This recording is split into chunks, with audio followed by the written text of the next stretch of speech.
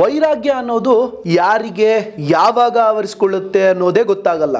ಸುಖದ ಸುಪ್ಪತ್ತಿಗೆಯಲ್ಲಿದ್ರೂ ಸರಿ, ಅಧಿಕಾರದ ಪ್ರಭಾವದಲ್ಲಿದ್ರೂ ಸರಿ, ಲೌಕಿಕ ಜೀವನದಿಂದ ದೂರ ಆಗುವವರು ನಮ್ಮ ನಡುವೆ ಇದ್ದೇ ಇದ್ದಾರೆ. ಈ ಬಾರಿ ಉತ್ತರ ಪ್ರದೇಶದಲ್ಲಿ ನಡೆಯುತ್ತಿರುವ ಮಹಾಕುಂಭಮೇಳದಲ್ಲಿ ಸಾಧು ಸಂತರು, ಅಘೋರಿಗಳು, ನಾಗಸಾಧುಗಳು ತಮ್ಮ ಆಧ್ಯಾತ್ಮಿಕ ಜೀವನದಿಂದ ವಿಶೇಷವಾಗಿ ಗಮನ ಸೆಳೆಯುತ್ತಿದ್ದಾರೆ. ಈ ಮಧ್ಯೆ IIT ಬಾಬಾ ಹಾಗೂ ತನ್ನ ಕಣ್ಣಿನ ಮೂಲಕವೇ ನ್ಯಾಷನಲ್ ಕ್ರಶ್ ಎಂದು ಕರೆಸಿಕೊಂಡು ರುದ್ರಾಕ್ಷಿ ಮಾಲೆ ಮಾರುವ ಮೋನಾಲಿಸಾ ಸಖತ್ ಸದ್ದು ಮಾಡಿರೋದು ನಿಮ್ಗೆ ಗೊತ್ತೇ ಇದೆ.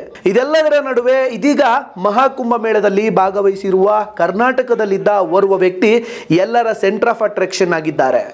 ಏಕೆಂದರೆ ಜಿಲ್ಲಾಧಿಕಾರಿಯಾಗಿ ಆಡಳಿತ ನಡೆಸಿದ್ದ ವ್ಯಕ್ತಿ ಇದೀಗ ಲೌಕಿಕ ಜೀವನದಿಂದ ದೂರವಾಗಿ ಸನ್ಯಾಸದ ಕಡೆಗೆ ಹೆಜ್ಜೆ ಹಾಕಿದ್ದಾರೆ.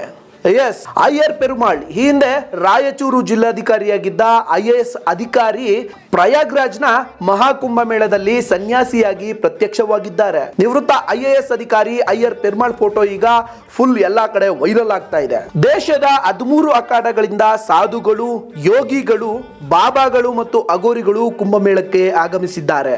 ಆದರೆ ಒಂದು ಕಾಲದಲ್ಲಿ ರಾಯಚೂರು DC ಆಗಿದ್ದ ಅಯ್ಯರ್ ಪೆರುಮಾಳ್ ಕಾಣಿಸಿಕೊಂಡಿದ್ದಾರೆ.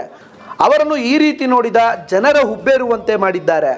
ಗಂಟು ಕಟ್ಟಿದ ಕೂದಲಿರುವ ಫೋಟೋ ವೈರಲ್ ಆಗಿದ್ದು IAS ಅಧಿಕಾರಿಯ ವೈರಾಗ್ಯ ಜೀವನ ಅಚ್ಚರಿ ಮೂಡಿಸಿದೆ.